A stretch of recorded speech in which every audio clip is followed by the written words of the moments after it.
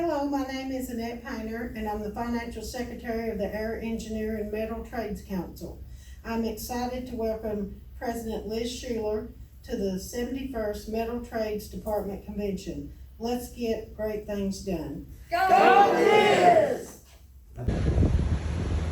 I'm Deanna Kane. I am the first female Secretary-Treasurer of the Bremerton Metal Trades Council.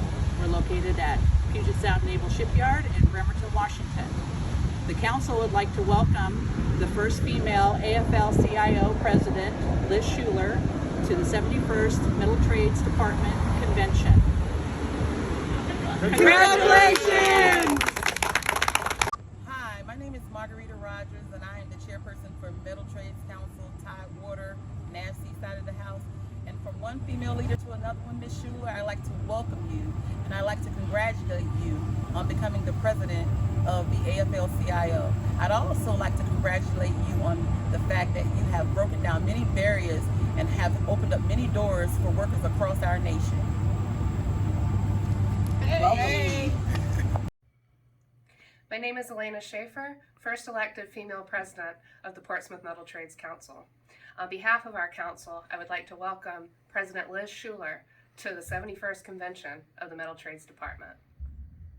From coast to coast, 2 countries, a big continent.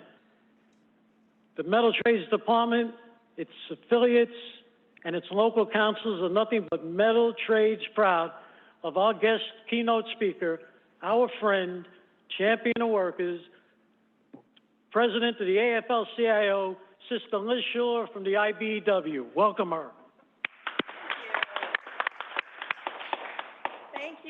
Thank you. That was an incredible video. What a wonderful surprise and so impressive. And just want to say thank you so much, Jimmy, for your leadership. And as you were talking through, and I was reliving those moments during Rich's passing, I just wanted to let you know how much your support meant to me and to our movement as we made our way through that transition, and to all of the leaders of the Metal Trades Department who stuck with us and helped us through very turbulent times. So I just want to say thank you. And I'm looking at the camera right here. Okay. Hello, everyone out there. And I see you. You've got watch parties going. It's so good to see all of you and be with you, even if it's virtually by Zoom and in a hybrid fashion. I would say this has been a real study in how we change the dynamics around us, and we're responding and being nimble and pivoting to the environment we're in. This is a prime example of continuing to do business and getting done what we need to get done. But I think the metal trades knows a little something about evolving and changing. When you look over the 100-year history, you have confronted so many challenges and some incredible breakthroughs. And I was looking at the agenda. You have quite a docket of incredible speakers, and what an honor it is to have Vice Admiral Galinas speaking at this 71st convention. It is a testament to how the metal trades have always been vital to national defense. And with actor Steve Shrippa, Heisman Trophy winner Gino Torretta, how do you do that? How do you get these people at your convention? I need to take some notes. Tell them Liz Shuler's going to be there. I believe you. So I just see the strength of solidarity right here at this convention, and it's a part of the reason why this is such an incredible moment. We've been weathering decades of offshoring and outsourcing, underinvestments that have been starving our communities. Corporate greed has chipped away at workers' rights. Technology is evolving and changing our work and the economy. And the only reason we're getting through the worst ever public health crisis is because working people have stepped up, and your members have stepped up. And because of that, we in the labor movement, I would say, are at a tipping point. This is our moment. This is our chance to put power on the side of working people by building a bold, modern, dynamic, and inclusive labor movement. To make progress for racial justice, gender equity, for working families and our communities through the economic power of a good union job. And that's why people are looking to us. And I don't know if you've seen the numbers lately, but the public support for unions is off the charts. 68% in the most recent Gallup poll support unions, including 77% of young people. That is a 50-year high. They're looking to us for solutions. They're looking to us for hope. And across the country, we're seeing people speaking up and taking risks to reclaim their power through unions. And that includes thousands of working people who are on strike right now.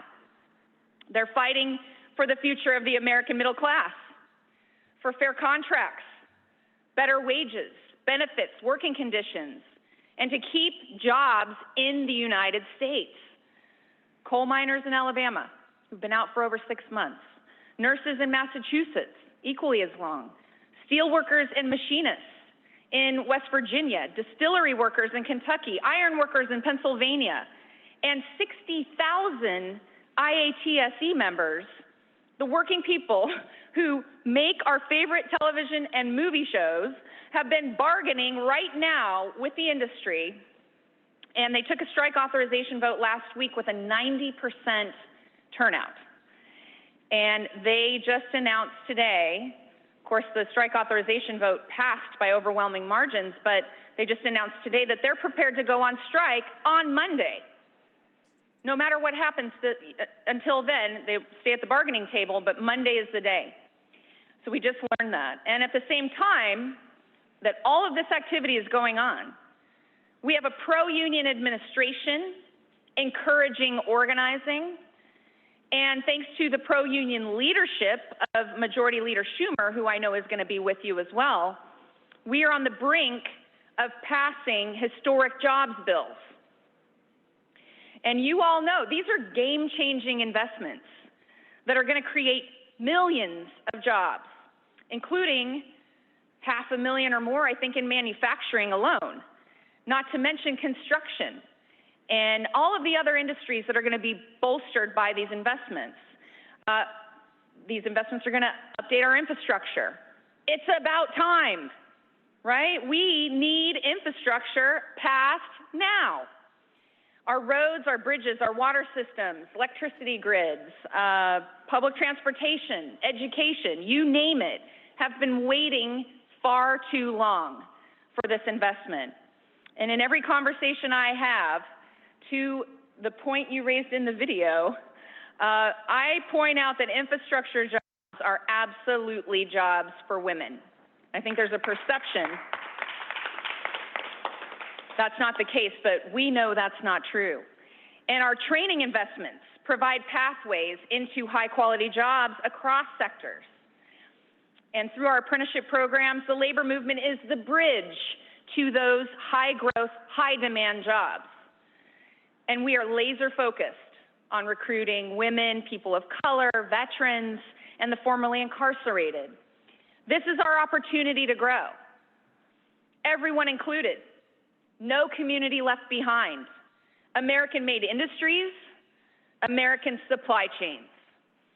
High labor standards on every tax dollar that is invested in construction with PLAs and Davis-Bacon protections. And as new technology is evolving and shaping our work, worker perspective and voice in every step of that innovation process, from discovery and development to application. About 100 years ago, you know this story, the Taylor system was an idea of scientific management that took all the thinking and expertise away from workers. But the Metal Trades Department pushed back, and the Taylor system was abandoned in gun factories and shipyards. And I use that as an example because fast forward to 2021, we don't want technology built without worker voice.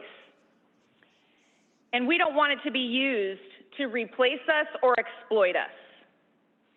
We want to co-create with technology, and we want the power to bargain how it's used in our workplaces. And we want the benefits of our investments in science and technology. We as taxpayers are footing the bill, right? We want those investments to be widely shared and to be creating good union jobs. So we're going to keep pushing, and we're going to keep pushing to update labor laws for this century. Everyone should have access to the life-changing power of a good union job. And that means removing barriers like the fear of getting fired when you try to organize a union and you try to stand together in your workplace. We see it all the time. That needs to change. So that means passing the PRO Act and the Public Service Freedom to Negotiate Act right alongside it. And we're going to protect and expand our voting rights in the workplace and our voting rights at the ballot box, because the two go hand in hand. We're going to put an end to wage theft, the shadow economy, the practice of misclassifying us as contractors to just deny us our rights. We know that contracting can be done with a high road, high wage strategy, right? The path to citizenship is long overdue. And a worker-centered democracy depends on our rights at the ballot box and in our workplaces and for everyone who lives and works in this country. And as one united labor movement, we are such a powerful force for good. We fight for every single working person in this country. We are the engine that will move our country to a secure and equitable future. So thank you, Metal Trades Department. Congratulations on your 71st convention. Keep it going. Keep up the great work. I'm so excited to see where we go from here.